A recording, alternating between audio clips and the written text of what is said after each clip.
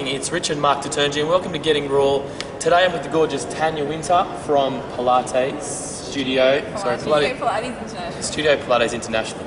And today I want to talk about the success of their business. Jade are your husband. Yep. How long have you been married for? 6 years today, but we've actually been together for about 17 years. Oh my gosh, it sounds like me and my wife. We go, how long have you been together? Been together 12 years, married 5. Yes. Same sort of stuff, eh? Yes. And it's your wedding anniversary today, Yes. and I don't see him anywhere. No, unfortunately, I'm over here at Wayfig, which is great, Yep. but he's back at home. I hope there's flowers came or something. Yeah. Oops. Sorry, Jade. All right, so you've obviously built this business up, and if anybody seen your studio, it's Australia's largest Pilates studio. Is that correct? Are you saying that? Yes, yeah. Okay. You got about 700 to 800 people coming through a week. Yes. And even for a studio site, that's a lot of numbers just for such a small niche. Yes. Pilates. Yeah. So I'm very interested to know how you built a huge business just around this niche. You got to have passion for something like that. You do. You absolutely have to have passion. I mean, when we started, it was just myself and Jade and a tiny studio that was probably, about 50 square metres, so it was quite small. Yep. And we worked really hard, and we both have an absolute passion for Pilates. So I think if you love what you're doing, it shows. Yep. And we're really focused on client customer service, making sure that they were getting what they wanted, what they needed. And luckily with Pilates, it's a bit of a niche thing. So if you're good at it, people don't stop coming because they love it. They get results, and they just keep coming. And over time, it took us a while. But through perseverance and focusing on doing a good job, we now have 12 different staff, instructors, and at the studio. At the studio. Yep. Yep. And they look after the clients now. So our focus now is on looking after them, making sure that they're doing a good job, and looking after the clients as well as what we would. And that's a challenge, I think. And how long did that take you to build up that, to where we are now, to be started? Well, we've been going for about 10 years. Probably for about the first 5 years, it was predominantly just the two of us, and then we slowly... Slogging it away for those 5 years? Yeah, and then we slowly brought some other people on board. And actually one of our clients was a business coach. Yep. And one of the best things that we did was, do some sessions with her. Yep. And realised that to grow the business, our focus had to be not on the clients anymore. It had to be on our team and helping them best deliver the service to the clients. Otherwise, if we kept doing all of the instructing and the work ourselves, we were never going to grow. And that is a very, very important point, because today, it's February. I've just learned that you're taking a large trip over to America for a while. Yep. And so to do that, obviously you have to systemize your business, and it hasn't just started yesterday. It's been a process for a while now. Yep. And this I really want to talk about, because you've got your studio, you have 800 clients every week in there. You've got your staff now set up correctly. But you guys haven't stopped there. No. You told me before you found the need. Tell me about that. You found the need for, to train the trainers. Is that correct? Yes. And now you're running courses for trainers. Yeah. Tell me about this. Yep. So the studio, I guess, in a sense, takes care of itself, which has freed us up to focus on. I just want to stop it. Don't you just love that? Takes care of itself. Well, it doesn't. The team do. The they're team fantastic. do. But the team's fantastic. But you set up to take care of yourself, and now you can move on to something bigger and better. Yes. Which I love. Okay, let's get into this. Yes. Yep. And so I guess to get the team in the first place, what we were finding was that new instructors would come on board and they wouldn't be up to a standard that our clients were used to. Right. And we would spend a lot of time training them up, and over time it became evident that our training methods were quite good. Yeah. All of the people that would come on board would say, wow, this training's fantastic, you should really delve into doing it. And so our focus for the past 5 years has been more on the education side of things and teaching people to become instructors, and travelling around and doing that Australia-wide. So both for mat work and also for studios as well. There's more of a demand for mat work because a lot of fitness trainers and personal trainers and gyms have mat work. Right. Studio training with the equipment is more specific to studios. And that's where your studio can come in handy with that, with actual equipment. Yeah, absolutely. But the bulk of the training is actually catered to the fitness industry and for gyms. Okay, and that's a really good point, because now heading into 2012, it's all about wellness, and it continues to grow that way, I think. Yeah. And I think Pilates will be, again, just keep growing and growing and growing as well as that.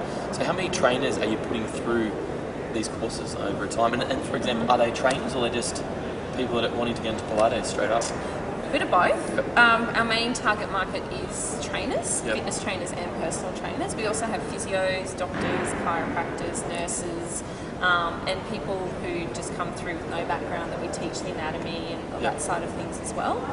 So a broad spectrum, but I would say that 80% are fitness trainers or group fitness trainers. And are they wanting to actually grow their business with Pilates, or is this interest for them? You get a mix of both. Yep. You get the personal trainers who might be just wanting the edge because it's kind of cutthroat. There's lots of trainers out there, so it's a niche thing, and people love Pilates. It helps you to rehabilitate your clients better because I come from a physio background, so we do a lot on rehab. But it also means that you're just giving your clients something different. So a lot of personal trainers do the course for that reason, and also just to have more knowledge on the body. And then you also get others that come in and want to be Pilates instructors and kind of delve more into that route, and group fitness trainers that want to teach Pilates classes as well. So a mixture of all.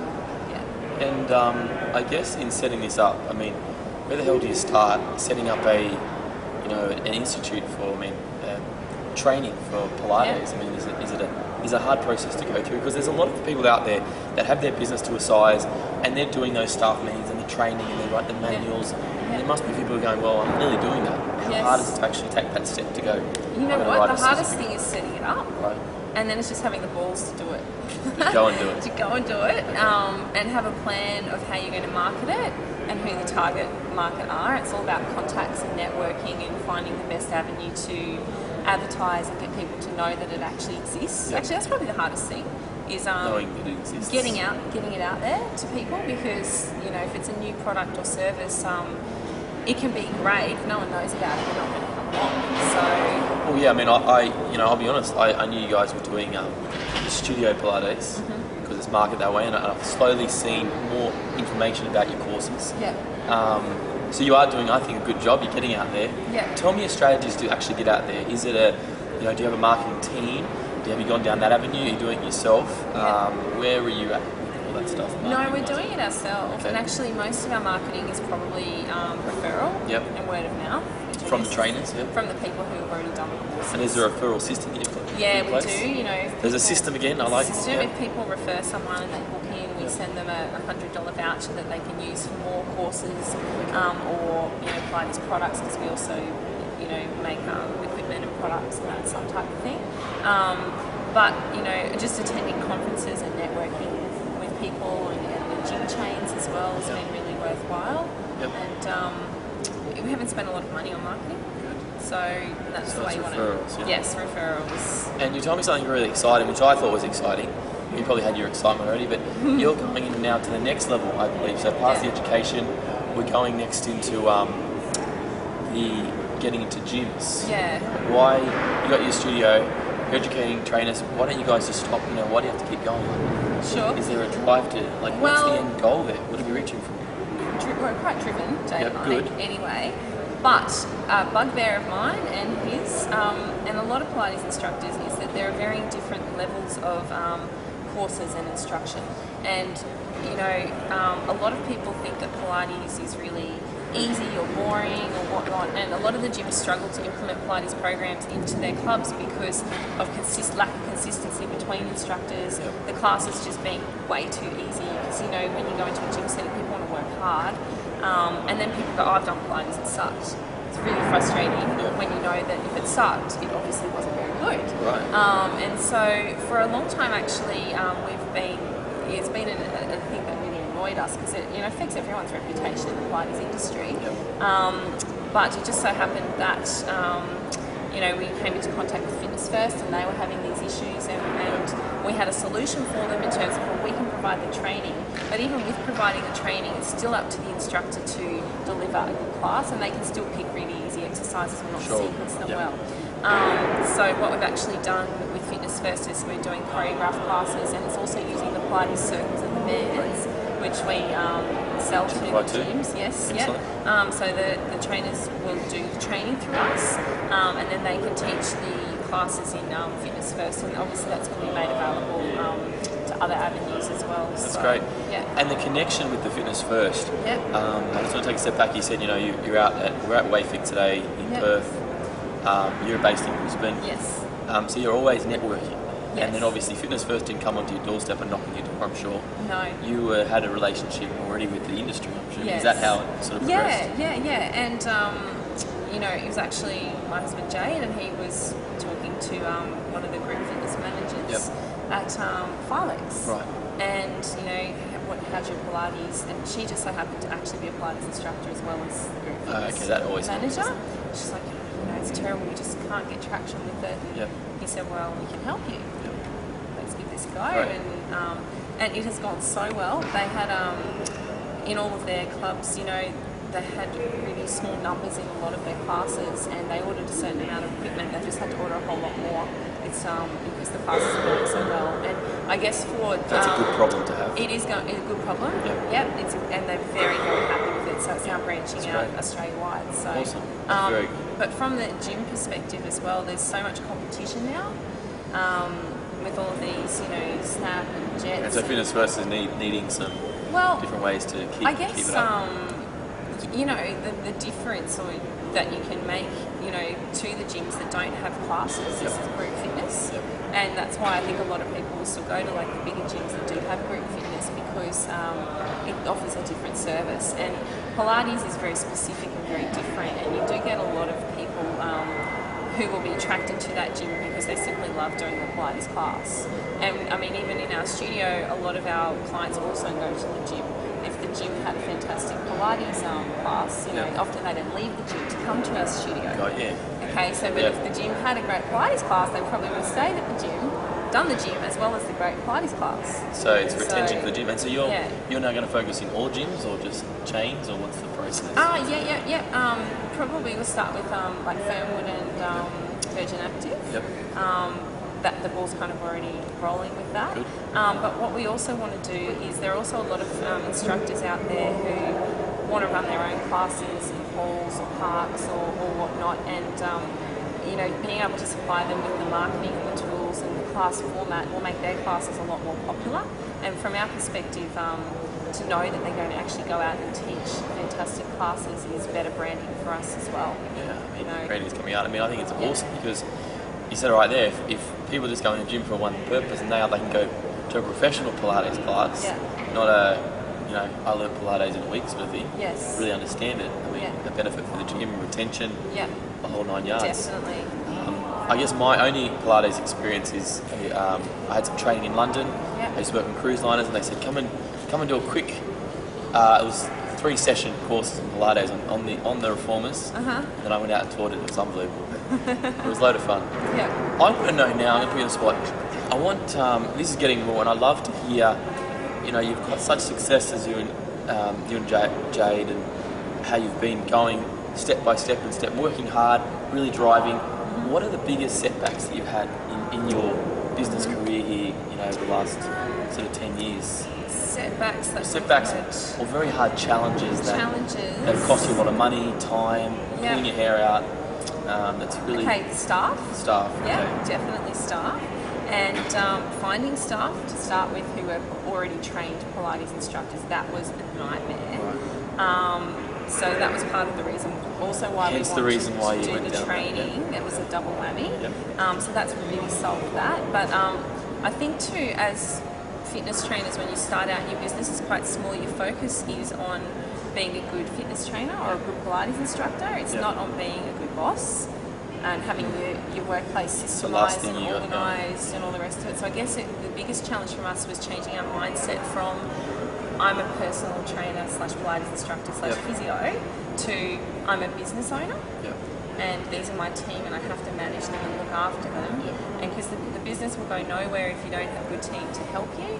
And to have a good team to help you, you have to focus all your energy on helping them. So that was probably our biggest hurdle.